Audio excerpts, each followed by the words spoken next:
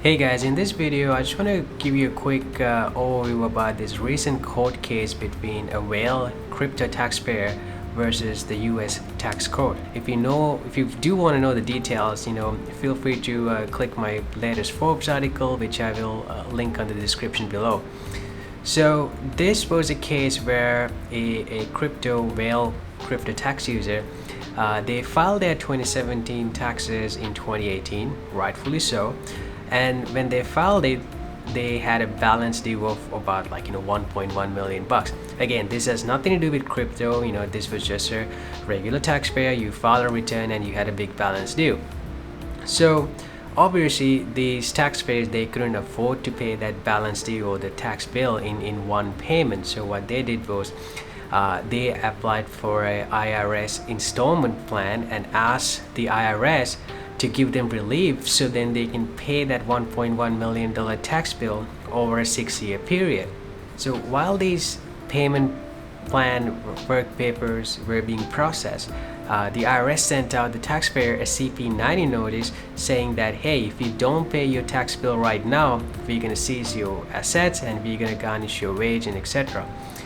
So once you get a letter like this, the taxpayer has a right to ask for a hearing, and the taxpayer did ask for that, and then in the hearing they also asked the IRS to honor their initial application for the installment agreement, aka the payment plan. In the hearing, a very interesting thing happened. So when you go through a process like this, you had to file a form called 433-A.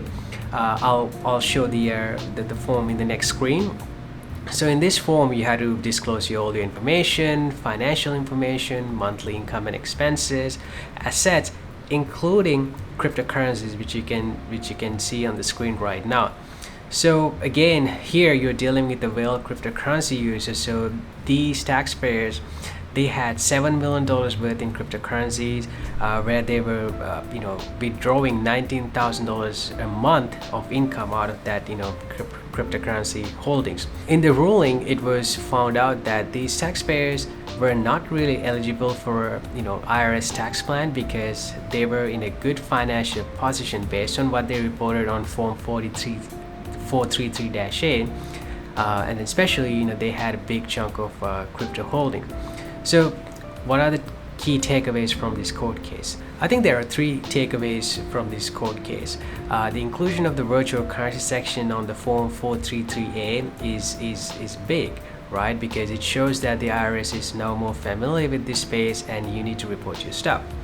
And you might ask, hey, why did the taxpayer report this information in the first place, right? They could have just filled out the paperwork and asked for an installment plan without disclosing their crypto holdings. However, that would have been even worse because you signed this 433-A form under penalty and perjury, and if you do not report your right financial situation, that could potentially be categorized as a criminal offense as well.